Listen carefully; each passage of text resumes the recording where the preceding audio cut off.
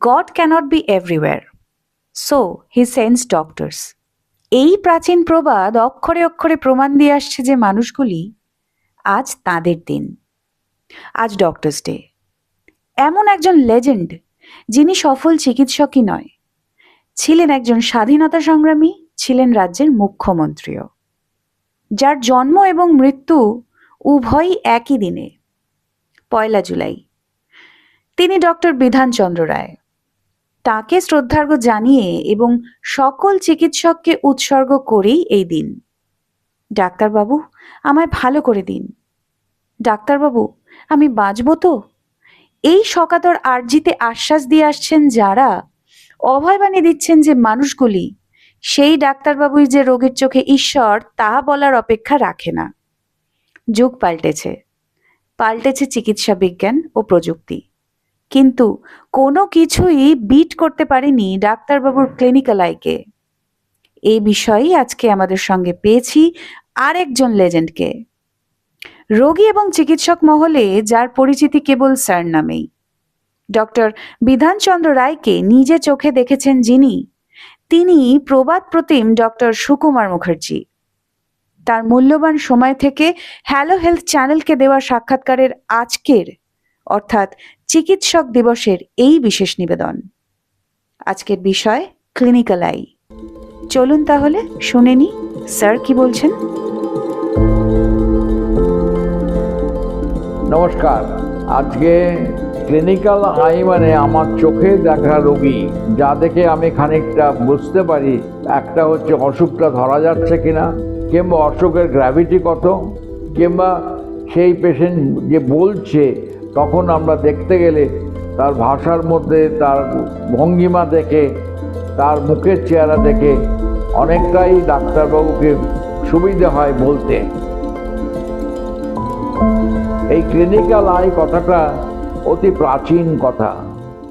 আমাদের যখন ছাত্রাবস্থায় শেখানো হয়েছিল তখন এইটা খুব গুরুত্ব দেয়া হতো যে একটা রুগীকে যখন দেখবে তোমার চোখটাকে সজাগ রাখতে হবে, এবং সেই চোখটা এমনভাবে ট্রেনিং হওয়া দরকার যাতে করে আমরা বুঝতে পারবো সে অসুখটা কতটা খারাপ, এবং বুঝতে পারবো যে এক্ষুনি তাকে ইমার্জেন্সি কিছু মেজার্স নিতে হবে কিনা। তখনকার দিনে এত টেকনোলজি ইমপ্রুভমেন্ট হয়নি, তখন বেডসাইড ক্লিনিক্স ছিল সবচেয়ে বড় ইম্পর্টেন্ট ফিচার। সেই বেডসাইড ক্লিনিক্স এখনকার দিনে অনেকটা অবহেলিত। স্যার উইলিয়াম অসলার বলতেন, আমাদের one of the very giant's in medicine from Oxford, যে 60% কেসে যদি পেশেন্টকে ভালোভাবে শোনো তাহলে কিন্তু অনেকটাই ডায়াগনোসিস এগিয়ে যাবে। 30% পেশেন্টদের ক্লিনিক্যাল এক্সামিনেশন লাগে, আর 10% লাগে ইনভেস্টিগেশন।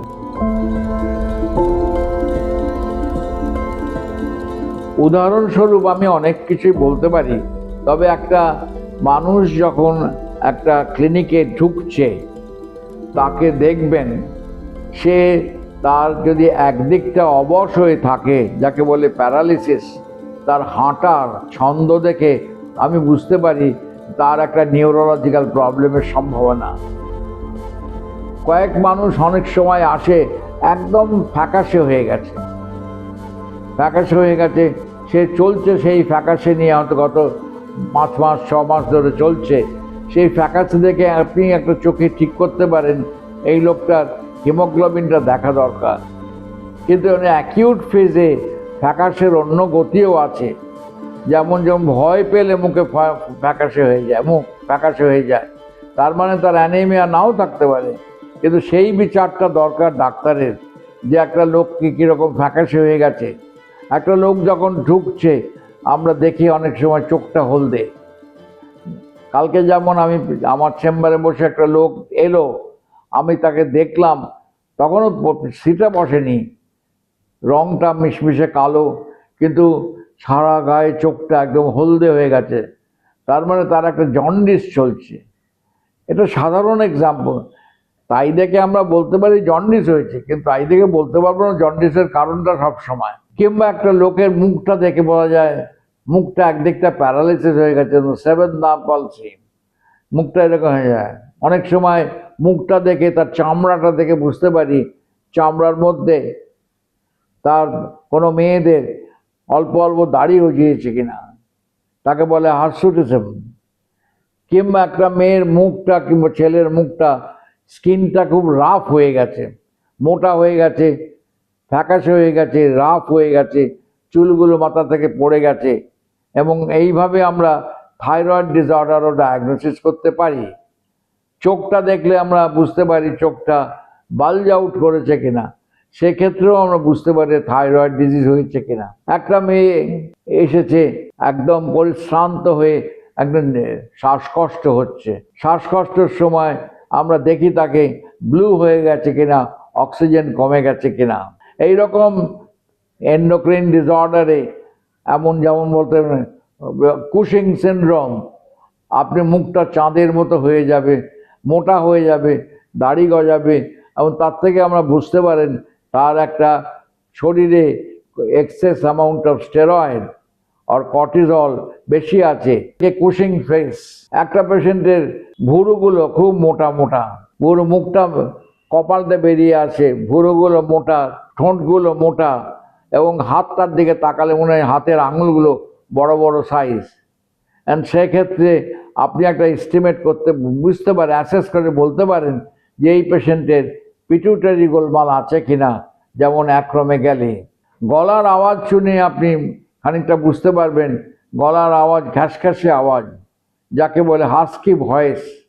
যদি গলার আওয়াজ, সেই হাস্কি ভয়েস হলে বলতে হবে যে গলায় আমাদের অ্যাকিউট কোনো ইভেন্ট হয়েছে কিনা, যেমন ল্যারিঞ্জাইটিস। তেমনি ক্রনিক যখন হাস্কি ভয়েস হয় তখন হাইপোথাইরয়েড বলে মনে হয়। তো এইরকম একাধিক hormonal disorder, neurological disorder, general disorder of anaemia, cyanosis, jaundice, এগুলো সবই আপনি চোখে দেখে ঠিক করা যায়। তবে তাকে পরীক্ষা করতে হবে, এই বলে তাই নয় যে আমি ওইটুকু দেখলাম, দেখে বলে দিলাম ডায়াগনোসিস, তা তো নয়। টেকনোলজিতে অনেক সময় অনেক নর্মাল ভেরিয়েশন ধরা পড়ে, সেক্ষেত্রে সেইটাই যে পেশেন্টের কারণ সেইটা ডাক্তারকে ডিসাইড করতে হবে। সুতরাং আমাদের ক্লিনিশিয়ানদের যেটা দরকার, ভালো করে পেশেন্টকে ওয়াচ করে দেখা, কথা বলা, পরীক্ষা করা, তারপরে টেস্ট করা, এবং সবটা এক জায়গায় মেলানো।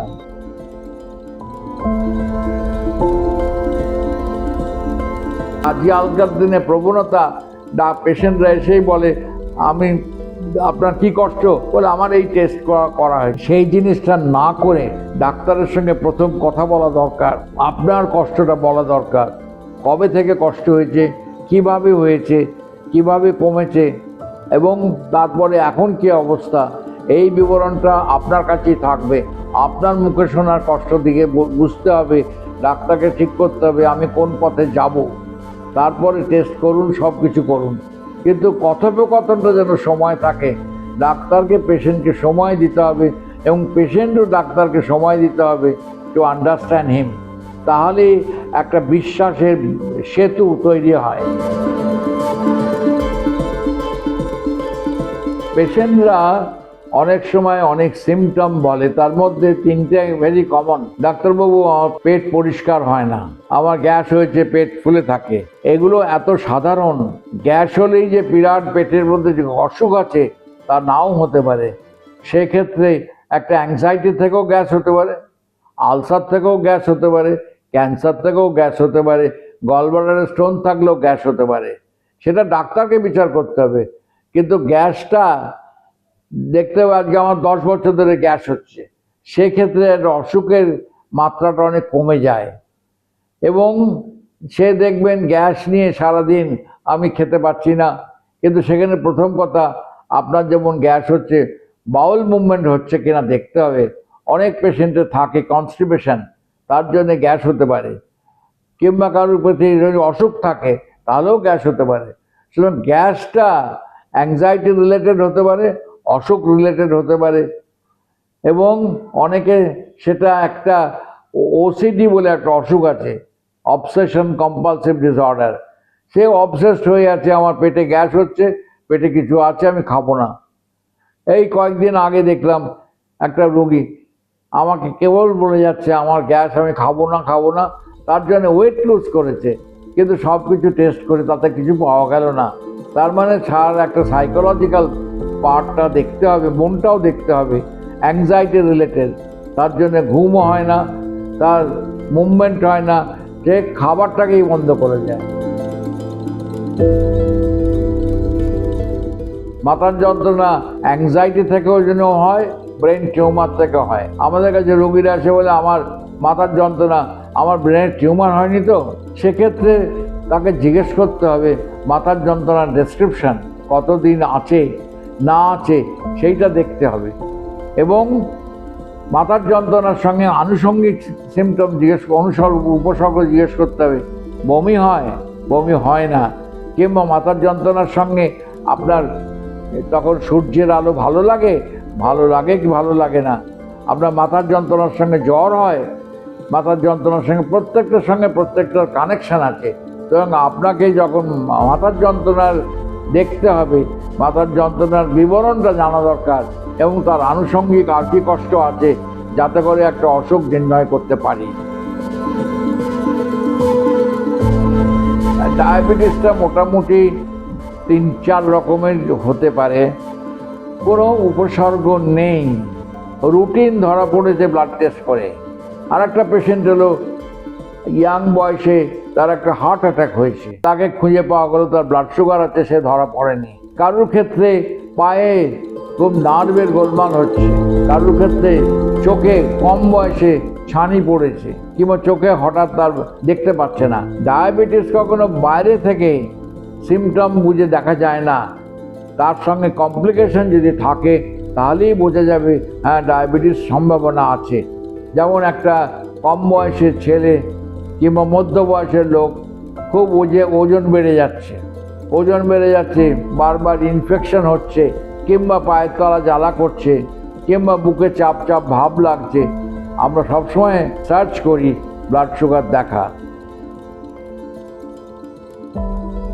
লিভারের যেমন একটা সিমটম উদাহরণস্বরূপ বললাম, চোখটা ইয়েলো হওয়া।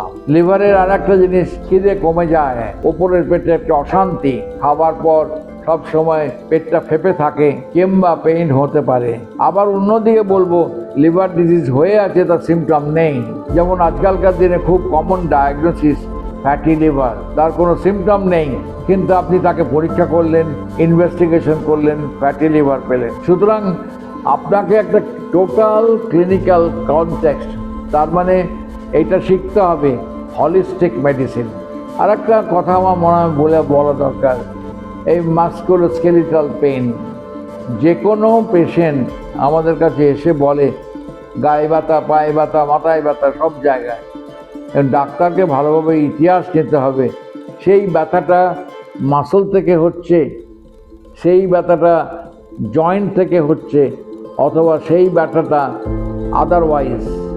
অনেক পেশেন্ট ভেগ পেন নিয়ে আসে, তাদের চিকিৎসা হয়ে যাচ্ছে একটা আর্থ্রাইটিসে, সেটা ভুল হতে পারে।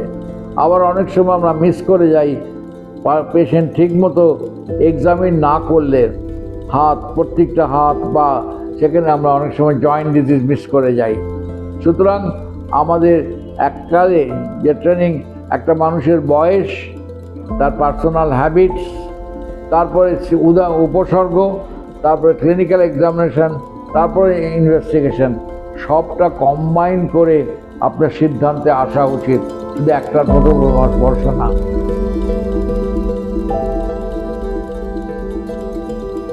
সাধারণ লোকেদের স্বাস্থ্যটা is a gift of God, শিক্ষাটাও গিফট অফ গড।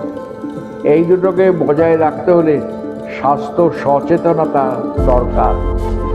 স্বাস্থ্য সচেতনতা মানে আপনার ডেইলি লিভিং স্ট্যান্ডার্ড ঠিকমতো চলতে হলে, শরীরকে বজায় রাখতে হলে আমাদের যেমন এনার্জি দরকার, এনার্জিটা আসে খাওয়া দাওয়া থাকে, সেই রকম এনার্জি এক্সপেন্ডিচার আর খরচাটাও দরকার, যাতে করে ব্যালেন্সটা ঠিক থাকে।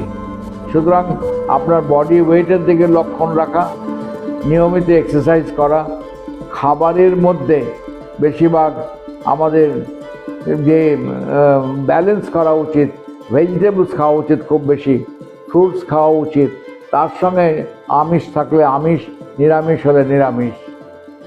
আর বয়সকাল থেকে, ছোট বয়স থেকে এলডারলি পেশেন্টদের ভ্যাকসিনেশনের ডিফারেন্ট ফর্মস অফ ভ্যাকসিনেশন, কেন আমাদের দেশে ইনফেকশাস ডিজিজ খুব কমন, সেইগুলোকে ঠিক রাখতে হলে ভ্যাকসিনেশন একটা উত্তম পথ।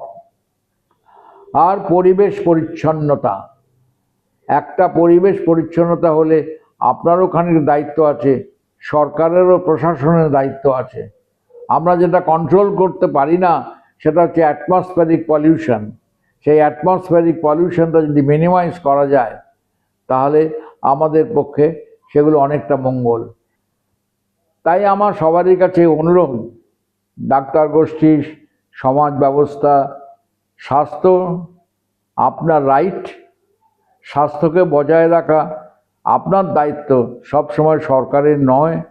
আপনাকে জানতে হবে, বুঝতে হবে কোন বয়সে কীরকম ধরনের অসুখের হলে কার কাছে যাবেন, কি করবেন। আর তার সঙ্গেও সবচেয়ে বড় prevention is better than cure কথা বলা হয়েছে, prevention for preservation of health. সেক্ষেত্রে পরিবেশ দূষণ, সেক্ষেত্রে স্মোকিং, অ্যালকোহল, লিমিটেশনস, উপযুক্ত খাবার খাওয়া, এক্সারসাইজ করা, ঘুমটা কিন্তু খুব দরকার, 6 থেকে 8 ঘন্টা, যাতে রিচার্জ ইউর ব্রেন, এবং রিল্যাক্সেশন যত হবে তো ফিলিং ফ্রেশ হলে ভালো লাগবে। আশা করি আলোচনাটা ফলপ্রসূ হবে। আপনারা ঠিকমতো থাকুন, আপনারা নিজের স্বাস্থ্য সম্বন্ধে সচেতন হন। আর এই প্রচেষ্টায় যে হ্যালোওয়েল যে ব্যবস্থাটা করেছে তাদেরকে আমি ধন্যবাদ জানাই। তারা যেন এই প্রচারটা জনমানবের মধ্যে যেন ছড়িয়ে দেয় এবং ডাক্তার গোষ্ঠীর মধ্যেও যেন প্রচলন করে।